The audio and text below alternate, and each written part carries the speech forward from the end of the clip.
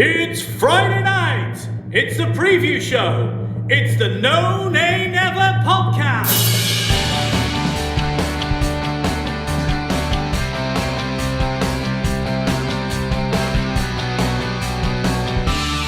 Hello and welcome to the preview show brought to you by the No Nay Never podcast. I'm your host, Natalie Bromley, but joining me, as ever, is the main man himself, our headline star of the preview show, and that is Dave Statman Roberts. David, how are you, sir? Hello, Natalie. I'm very well. How are you? Yeah, I'm good, thank you. I'm feeling buoyed and I'm excited because I don't give a monkeys whether it's Carling Cup, well, it's not Carling Cup anymore, is it Carabao Cup, or whether it's a lower league opponent, but we've got a win under our belt. They all count. They all count. And, God, Dave, that must have done them some good, mustn't it, from a performance perspective? Yeah, it's confidence boost getting through to the next round. Got a good home draw against Spurs in the next round, so that'll be a good game. We've got some good memories of past matches against them in cup competitions not too long ago. So, yeah, it'll be a good night, hopefully. I don't think I'd realised that we really haven't played them in the cup at all since the famous night at Turf Moor. That's going to be some retribution, I guess, isn't it? We played in the FA Cup, didn't we? We had a 0-0 draw at Burnley, and then we lost in the replay. I do not. We went ahead early on. Ashley Barnes scored, didn't he? What year was that, Dave?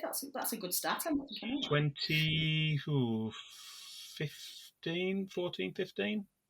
Ah, interesting. 2015, maybe. That has completely slipped my record. So there you go.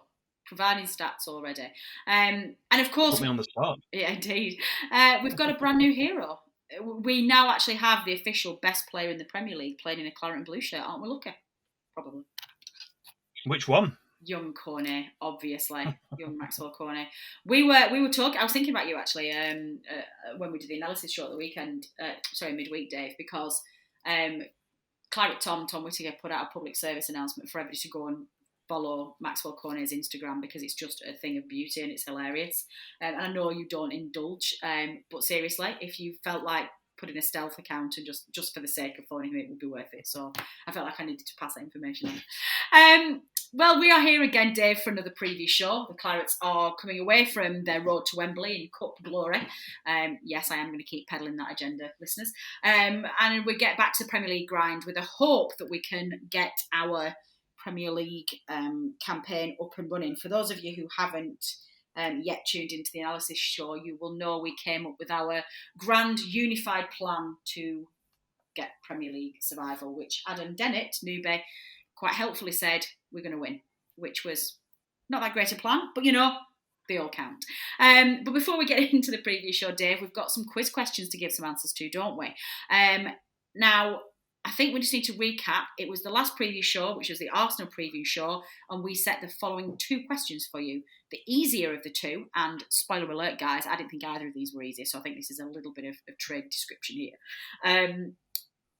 The easier question was, can you name the last Burnley player to be sent off in a match against Arsenal at Turf Moor? Nope, Dave. No, I can't. And question two, the harder of the hard questions, was prior to Burnley's Carling Cup win over Arsenal in 2008, which was featured in our memory match last week. Can you name Burnley's goal scorers on the last occasion that Burnley beat Arsenal in a league match at Turf Moor? No, Dave. No, I can't. So why don't you put our listeners out of our misery and tell us what the answers were? Yeah, well, the correct answers were the Burnley player who was sent off in a home game against Arsenal. That was Kyle Lafferty. He was dismissed by referee Alan Wiley. That was in an FA Cup third round tie, and that was at Turf Moor in January 2008. That was the answer to the so-called easier question. And meanwhile, Burnley's goal scorers in our last home league win over Arsenal. Unfortunately, this wasn't one that was surpassed with last Saturday's game. I was hoping that we could beat them, and then the question sort of becomes obsolete. But sadly, it's still fully relevant. Those two players who scored were Ray Hankin and Colin Waldron. And we have to go all the way back to the 15th of December, 1973 for that victory. Indeed. Do we get any correct answers then? Well, we had David Entwistle knew both answers to the harder question. That was a big well done for getting both of those. But he didn't know it was Kyle Lafferty with the red card. Adrian Caton knew it was Kyle Lafferty and got Ray Hankin.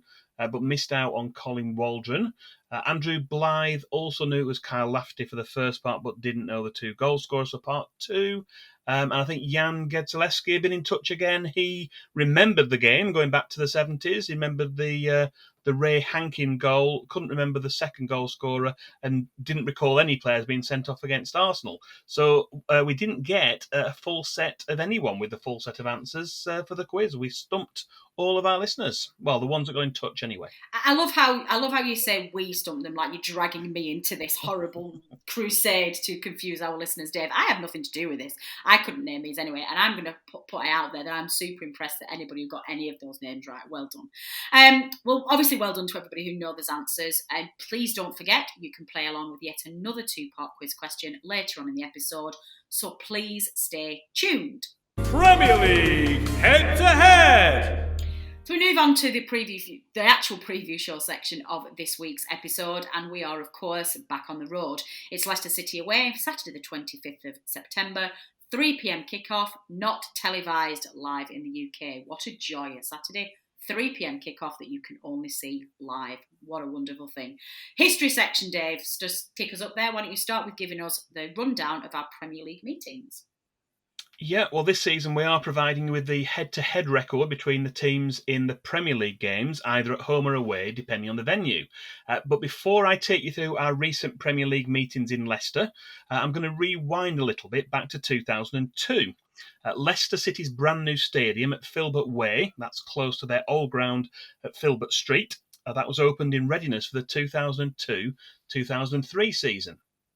Although it's now referred to as the King Power Stadium for sponsorship purposes, back then it was the Walkers Stadium. Oh, of course it was. I was trying to think. It was, indeed. Burnley beat Leicester 1-0 on the Clarets' first visit to the new ground. That was in October 2002. And remarkably, we did not concede a goal in our first 5 visits to play there. That was between 2002 and 2007, all of those being championship matches, of course. That run consisted of 4 1-0 wins and 1 0-0 draw. After a couple more draws and a defeat, we then come to back up to date to the Premier League meetings. Burnley are still awaiting an away win in those games. In 6 Premier League matches there, we've drawn 2 and lost 4. The 2 draws were a 2-2, that was in October 2014, and then we also managed a goalless draw in November 2018. Our other 4 Premier League visits to Leicester have ended in defeat. That includes the corresponding fixture from last season. Injuries to Ben Mee and James Tarkowski meant we played with a central defensive partnership of Kevin Long and Jimmy Dunn, and it was the hosts who eventually won 4-2. That was despite Burnley taking the lead through Chris Wood. Jimmy Dunn was the scorer of Burnley's other goal. Yeah, I still have nightmares about that centre-half pairing. No disrespect for the 2 of them, but I'm pretty glad we've got Tarky and Ben Mee back in there as well. Memory match! Memory match then, Dave. Which have you picked for this? Well, as you say, we've decided to feature one memory match for each episode of this season's preview show, and as usual, we've selected a past meeting between the 2 clubs at the same venue as the forthcoming match. With no Premier League away wins to highlight, we're going to select one of those wins from our championship days. And it was a very special day for Burnley's caretaker manager.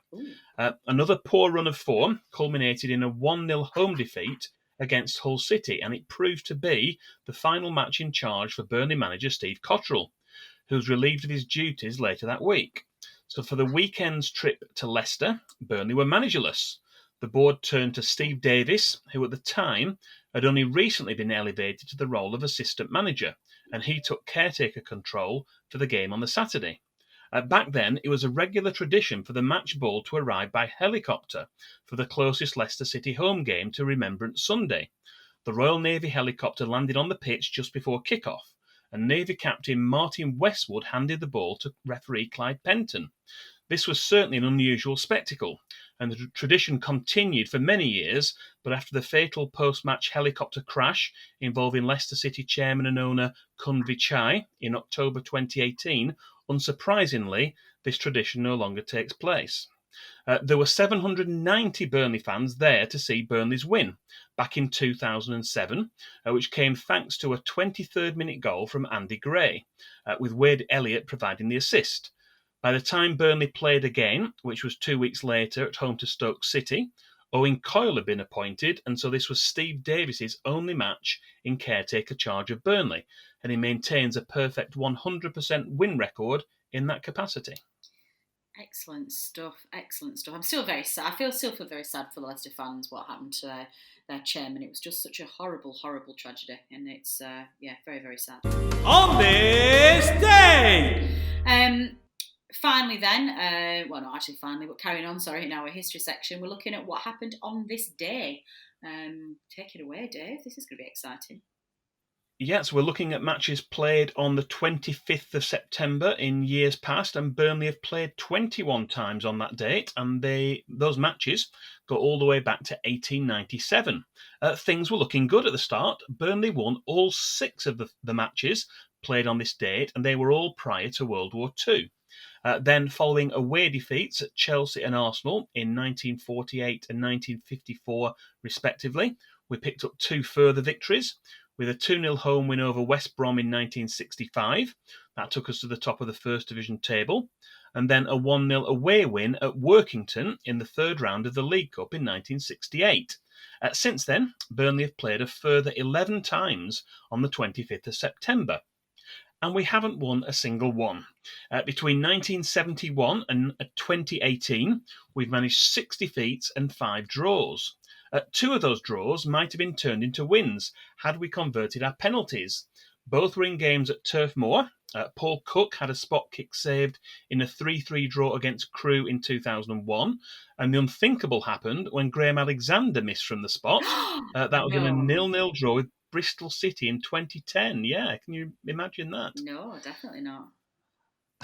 The most recent time we played on this date was an away game at Burton Albion. That was another 3rd round League Cup tie in 2018. Kevin Long scored a first half goal to give us a 1-0 lead at the break, but we were knocked out after conceding second half goals to Liam Boyce and Jamie Allen.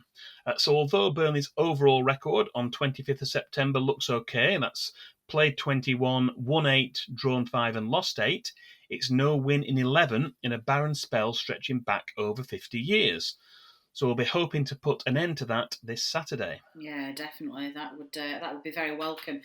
Problem is I think we're facing another team who also need the points badly, so this is not going to be good. Club Connection! Well, one of our other new features this particular season is the preview show's Club Connection, in which we take a look at the players who have spent time at both clubs. After a couple of weeks of Dave going rogue, we are trying to rein him in, listeners, but it's very, very difficult, and doing his own thing, we've gone back to running a poll to decide which player we should feature. So perhaps you can let us know who we're going to be focusing on this week, Dave. Yeah, well, over 20 players have represented both Burnley and Leicester City since World War II. As well as current Burnley players Ben Mee and Chris Wood, there are some very notable names in the list. But we proposed 3 of those players, what we thought were perhaps the highest profile ones, in a Twitter poll. They were Andy Lockhead, Frank Sinclair and Adi Akinbaye. And with almost 60% of the vote, he got 58.9%. Adi Akinbaye were the player we focus on this week. Adi Akinbaye started his career as a trainee at Norwich City and also had brief loan spells at Hereford and Brighton before continuing his career with Gillingham, Bristol City and then Wolves. In 2000, he joined Leicester City to replace Emil Heskey, but with just 13 goals in 67 appearances in all competitions, he didn't really win the fans over at Leicester. He moved on again, and after spells with Crystal Palace and Stoke City, he eventually arrived at Turf Moor in February 2005. His Burnley debut, I think it's fair to say, was a memorable one, but for the wrong reasons. He came on as a second-half substitute in a home game against Sunderland, but an altercation involving George McCartney, followed by a headbutt after just 2 minutes, left the referee with no choice, although we may never know what was said in provocation. Things did get better, though, and Adi Akinbaye repaid Steve Cottrell's faith in him, with 18 goals in 43 games, including a hat-trick in a crazy game at Luton Town in November 2005. Burnley goalkeeper Brian Jensen was sent off just before half-time, and midfielder John Spicer took the gloves for the remainder of the match, but Adi's 3 goals were enough to seal a 3-2 away win for the Clarets. His goals for Burnley gained attention elsewhere, and he was prized away by Sheffield United. That was in January of 2006. Despite helping them to gain promotion to the Premier League, he was never given the chance to establish himself again in the top flight. And in January 2007, he returned to Turf Moor. After scoring 10 more goals for Burnley in 70 appearances, he joined Houston Dynamo, that was in March 2009, shortly before Burnley's first ascent to the Premier League via the playoffs. He wasn't always appreciated everywhere he went, but Adi Akinbaye remains somewhat of a cult hero among Burnley fans. Definitely a player who I am very, very fond of. Scouting report! Well, we've brought you everything that you need to know about the history of this fixture, but let's get back up to date with more stats from the present, starting with our scouting report. Yeah, Brendan Rodgers left Celtic to take charge of Leicester City in February 2019. That was following the sacking of Claude Puel. The Foxes finished 9th that season, but they've had a very creditable finish in the last two. They've had back-to-back 5th place finishes in the last 2 seasons. And so they've qualified to play in the Europa League last season and again for the current campaign. In the most recent transfer window, Leicester secured the free transfer of Ryan Bertrand from Southampton and a loan deal for Ademola Lookman, another player who was linked with Burnley at one point. But they also spent in the region of £60 million on 3 other players. 22-year-old Zambian striker Patson Daka arrived from RB Salzburg. 22-year-old French midfielder Boubakary Soumaré was signed from Lille, and they also managed to acquire 29-year-old Danish central defender Yannick Vestergaard from Southampton. Despite playing a back 3 for most of the second half of last season, they appear to have been setting up with a back 4 so far this campaign, apart from their recent midweek match in the EFL Cup.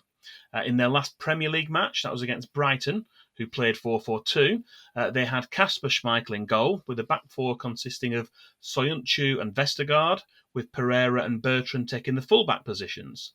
The midfield 3 were Wilfred Ndidi, flanked by Yuri Tielemans and Boubakary Soumaré, and a front 3 of James Maddison and Harvey Barnes in wider roles, and Jamie Vardy leading the line. Although the Seagulls won 2-1, perhaps it might be a case of as you were for City this Saturday. There have now been enough games this season for us to look at the top performing players for the current campaign, rather than looking back at last season. Once again, Jamie Vardy is a vital player for the Foxes, having already scored 3 league goals and provided 1 assist. Not surprisingly, he is also the highest scoring Leicester player in terms of the FPL points so far this season. Other top performers include Kasper Schmeichel, Yuri Tielemans, Ricardo Pereira and Burnley-born Harvey Barnes. Leicester City currently have a couple of players out injured, and they are James Justin and Wesley Fofana, who are both long-term absentees, and they won't be involved for a while yet. So it looks like that the players they've got available, they've got a reasonable squad playing European matches as well this season. They may be mixing things around a little bit, but I think might not be looking too much further than the 11 who played against Brighton. That might be the players we face on Saturday. Excellent. Now I'm really, really, really scared. Obviously, we've told you what we think about Leicester City, but we also want to get in touch with an away fan for you, because we want to give you a bit of a balanced view here on the preview show. So we've been in touch with Jamie from the Foxes Arms to give us his thoughts in our opposition view. Opposition view! Hello there, Jamie here from Leicester Fan TV. Also, Jamie from the Foxes Arms in Port of Alcudia. If you're ever in Alcudia, please come and see us. Much appreciated. Enough about the holiday talk, let's talk about football. We've made a pretty decent fist of it this year in this summer's transfer window, which is very unusual for us.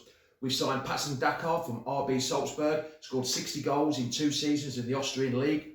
I think he'll take time to bed in, but he's got a good left foot, good right foot, and knows where the back of the net is. Soumaré from Lille, who actually beat PSG. They beat PSG to their league title in France. He's a box-to-box midfielder, which is totally different from Tielemans and Wilf. We've got Vestergaard from Southampton. We needed another centre-half to cover, but then little Wes got injured. Wes Fofana got injured, sorry. So I think we were one short of a centre-half. Maybe we need another centre-half. A bit late now. We'll just have to go with what we've got. We've got Ryan Bertrand as a left-back, full of experience, absolutely loads of experience, over 250 Premier League games.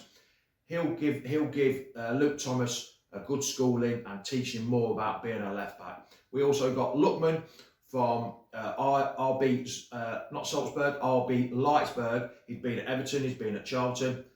Decent left footer, decent winger.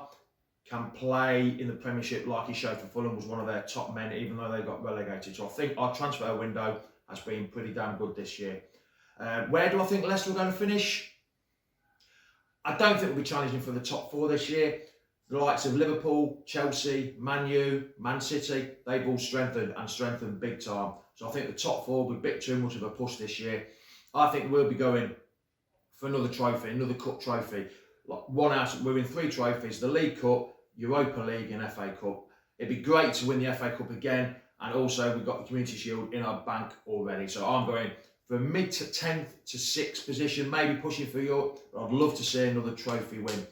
As for the game on Saturday, I think we won't be going for the back 3 with two wing backs, so we can play 2 up top, because we haven't got the defenders for that. So I think you'll find it'll be a back 4 with Soyuncu and Vestergaard, with either Castagna or Pereira as the right fullback and Bertrand as the left fullback.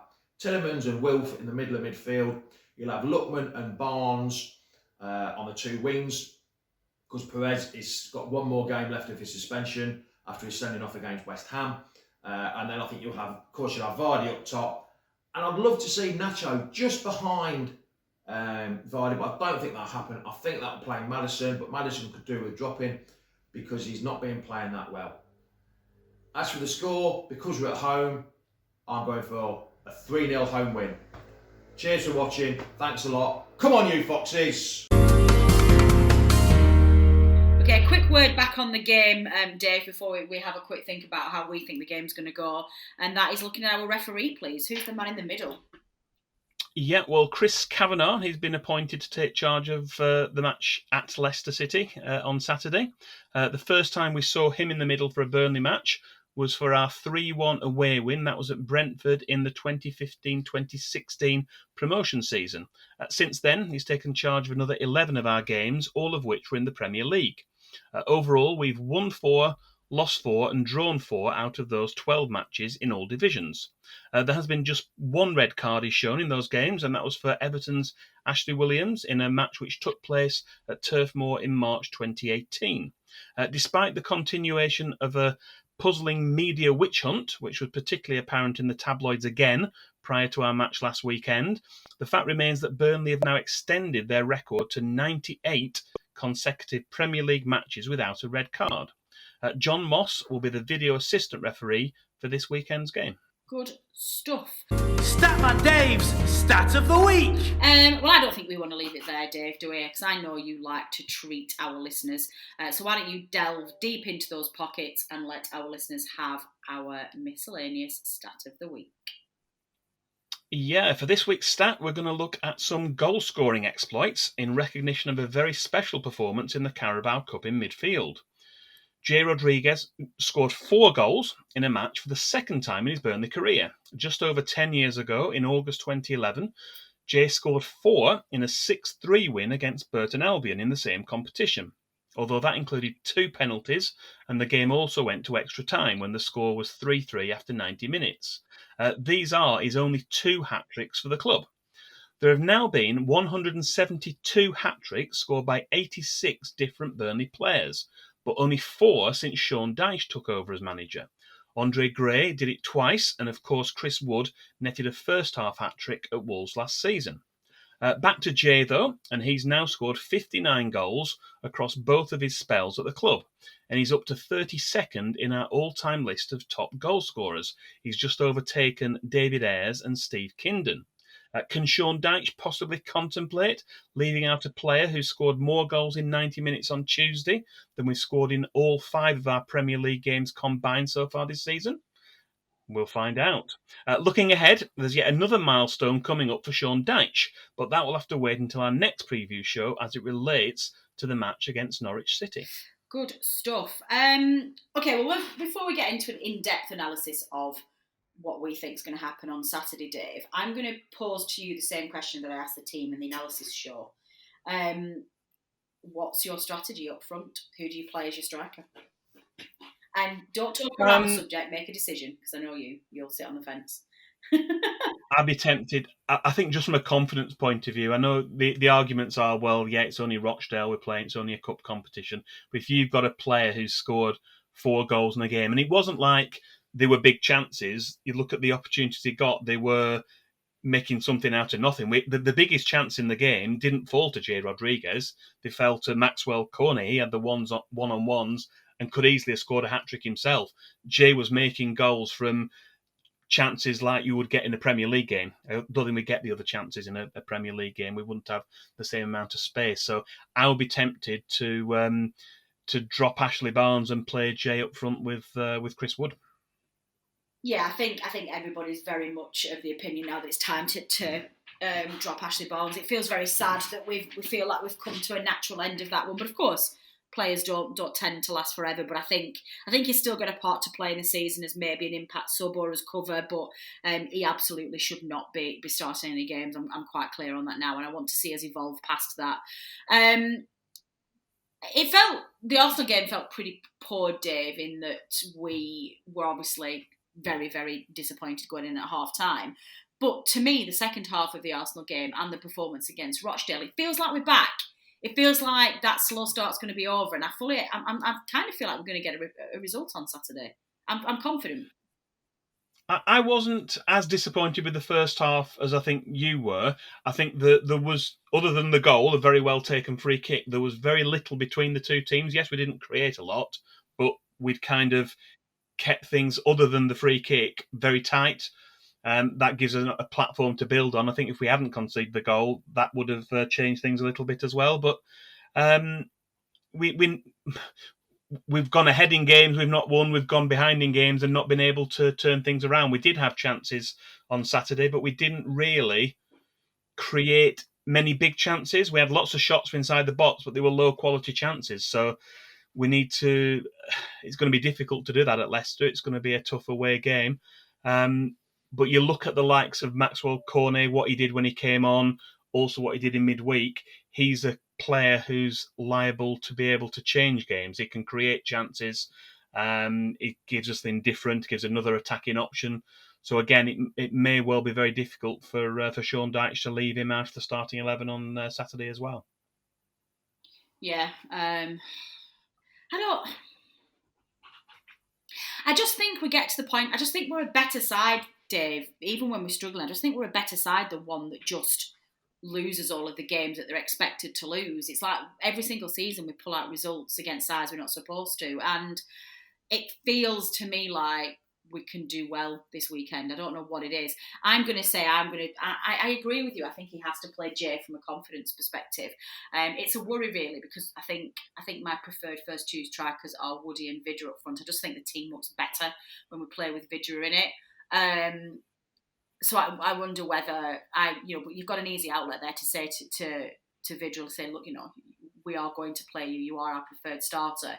But I want to capitalise on Jay's 4 goals on Tuesday and see if we can turn that league form around. So just bear with me and I'll bring you on 60 minutes or whatever it is, and then they can just join it in between them. Do we think we've got a right to feel very deflated, Dave, if he just plays Barnes and Wood up front to start off with? Because I would think.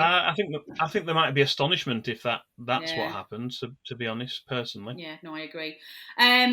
Have we got any injury updates ahead of the game? Who are we expecting to play? I think in terms of our injuries, I think it's what we thought. We know that Dale Stevens is out, has been out for a while. Kevin Long and Connor Roberts are kind of coming back. They've played some games for the under-23s, but I don't think either of them's going to be in contention. Josh Brownhill, according to Sean Dyche, his press conference today, is back on the grass. But being back on the grass isn't necessarily a case of, he's going to be straight back into the team, is it? So I think it might be more likely that we see Jack Cork start on Saturday. That might be one enforced change from the game against Arsenal. So we might possibly see 3 changes. It might well be Jay, Cornet and Cork all coming into the team for Saturday's match. Gosh, can you imagine? We really would be in Dreamland if we actually started to make tactical changes and play to our strength. That would be amazing. Well, let us know what you think, listeners. We want you to either tweet us at nonenever, or you can email us at previewshow@nonenever.net and let us know what you think the game is going to be. We want goal prediction, please. We want goal scorers, and we want to know how the goals are going to be scored. Fantasy Premier League update. Okay, Dave, Fantasy Premier League. We should now be completely done with game week 5, and we are obviously going to update our listeners on how the race for the 21-22 None and Never Fantasy Premier League is going. Take it away. Who are our movers and shakers, as we like to call them? I was just thinking I've done very well to avoid giving you a score prediction for Saturday.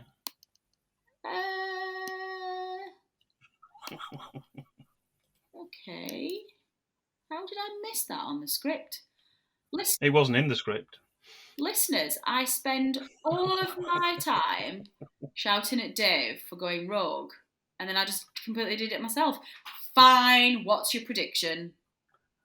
I'm going to go for a draw. Of course you are, which means you think we get... Maybe subliminally, I knew that's what you were going to say, so I just didn't bother asking you, because I'd have to scold you every week for sitting on the fence. David, Fantasy Premier League. 1-1 draw. Chris Wood to score. Excellent. Well, with a header. We'll take that one. Give us some Premier League news, FPL news. Yeah, well, after 5 game weeks, we can bring you news of the ups and downs at the top of the No Nay Never League table. 17 points separate the current top 5. We've got in 5th place, down to 5th place on 390 points, is Andrew Smith. We've got in 4th place, up to 4th on 391, is Jaden Fitton. Jack Toner is up to 3rd on 395. And then we've got non-movers for our top 2. Deck Clark is on 398 in 2nd place. And our leader, still at the top, is Joe Elliott on 407 points. Good stuff. Where are we? Do you want to know how our previous winners have done, how they're doing? I was just going to say that, actually. I'm just trying to think here. We've got quite a bit of information to dissect this week. I'm just trying to think what we should give them. Yeah, let's do it. Let's talk about previous winners. That might be quite a nice little update. Yeah, well, Adam Dennett, our very own Adam, he was in the top 5, but he's slipped out now. He's gone down to 12th place, but he is beating last season's champion, Sean Danaher. He's currently in 80th place. But another former league winner, Bennett Howarth, who won the previous season, 2019-20, he had a good week and climbed to 10th place. So Adam and also Bennett, they're both up there, could be challenging for the top 5 in a future week. Andy Greenwood currently leads the way as the highest scoring manager for the month of September. But with 2 more game weeks left this month, there's still everything to play for as everyone battles to become September Manager of the Month and to win a shiny No Nay Never sticker. What can I say? They're going to be on every child's Christmas list. We're going to be featuring one of those programmes saying that it was the toy of Christmas 2021. Although that said, listeners, me and Dave did a little bit of a stock take pre the previous show, and we've only got 7 of the current batch left. So we've got enough to award 6 more. Well, assuming that our August Manager of the Month finally gets in touch and tells us what his address is, we've got enough to win to give out 6 more. So leave it with me. I'm going to order some shiny new stickers that are going to be a different shape and a different, I don't know, sticker. So that's an incentive if I ever saw one for our managers to try and do well for a month. You can get your hands on not just a No Nay Never sticker, but a shiny new one. I might even send you one, Dave. You never know. I'm definitely not sending one to Adam Dennett, though, because he gives rubbish FPL advice. How's the... Speak of the devil. Yeah, speak of the devil. How's the No Nay Never team doing? Well, Adam Dennett does lead the way in our separate podcasters mini league, although I did close the gap slightly last week by 3 points. Your team, Natalie, remains in 5th and last place in the podcasters mini league, but is up 13 places to 216th in the main No Nay Never league. So that's out of 325. So roughly 2/3. That's a big improvement on last season. It really is. And do you know what? I'm kind of chuffed with that because I am starting to learn each season and remember to try and do things. Even before our recording last week, Dave even sat with me while I did some of them free transfer hits, which I keep forgetting that you can do every week. And one of the things, I think last season and the season before, I was always in the bottom 5 or the bottom 3, wasn't I? So to get... I'm chuffed with that. I'm really chuffed with that. Team of the week then. Team of the week. These 11 players would have earned you a very impressive 136 points, even without the extra points you would have picked up for whoever you chose as your captain or any bonus chips you may have played. They were in a 5-3-2 formation, so defenders getting the points last week. We had in goal David De Gea. We had a back 5 of Cash, Thiago Silva, Rudiger, Van Dijk and Alonso. Midfield 3 were Sarr, Salah and Odegaard, obviously scoring that free kick against Burnley. And a front 2, Ivan Toney of Brentford and King from Watford. So they were the front 2. Perhaps 2 you wouldn't have expected up front, but they were the 2 high-scoring forwards from last week. Excellent. Good stuff. Well, we're going to have you another FPL update next week, which will be the end of game week 6.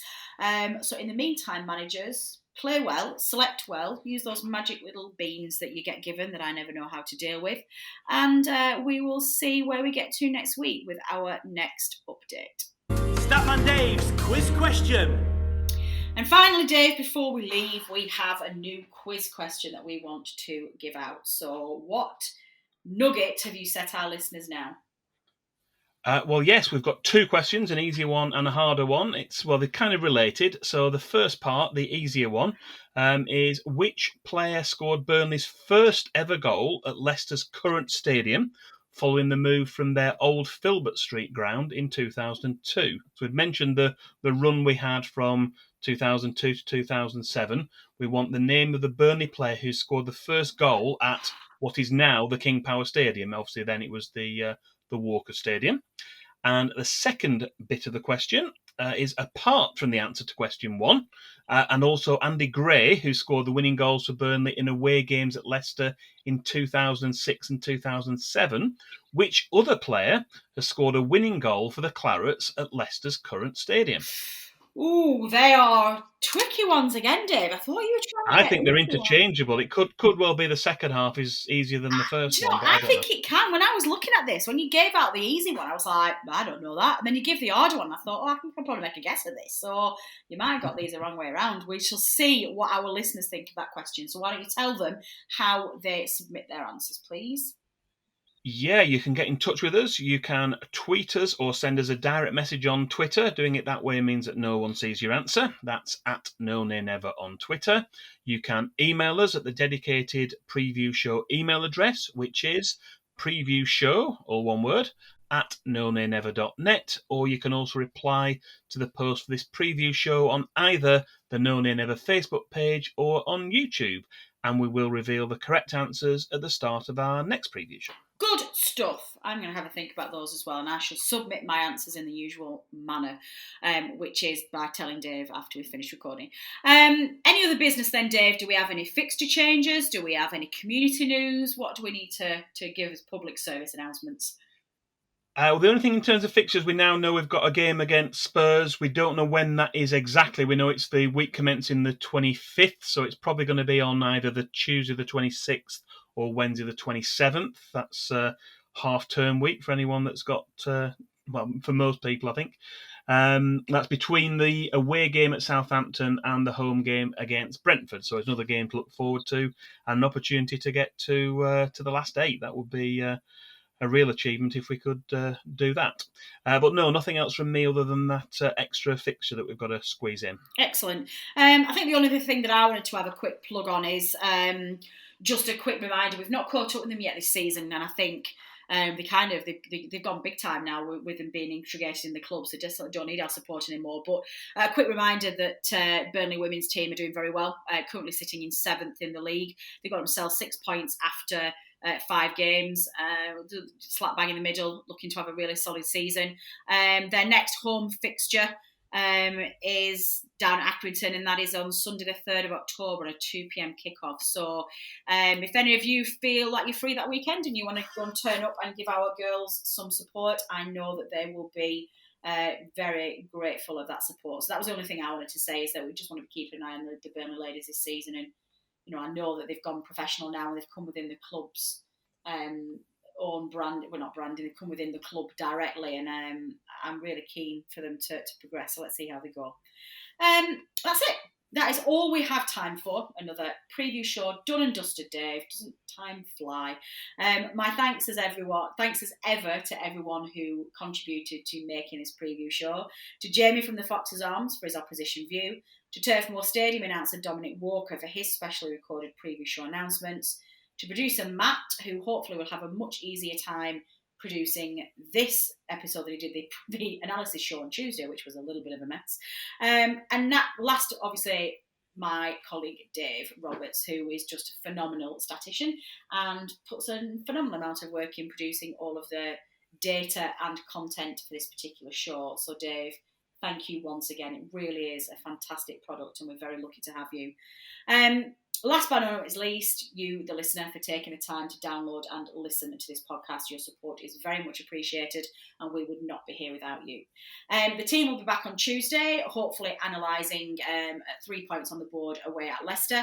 And Dave and I will be back next Friday with the preview show to look at what's looking like a critical home tie against Norwich City. Take care in the meantime and we will be back soon. This has been the preview show brought to you by the Known and Never podcast. Until next time.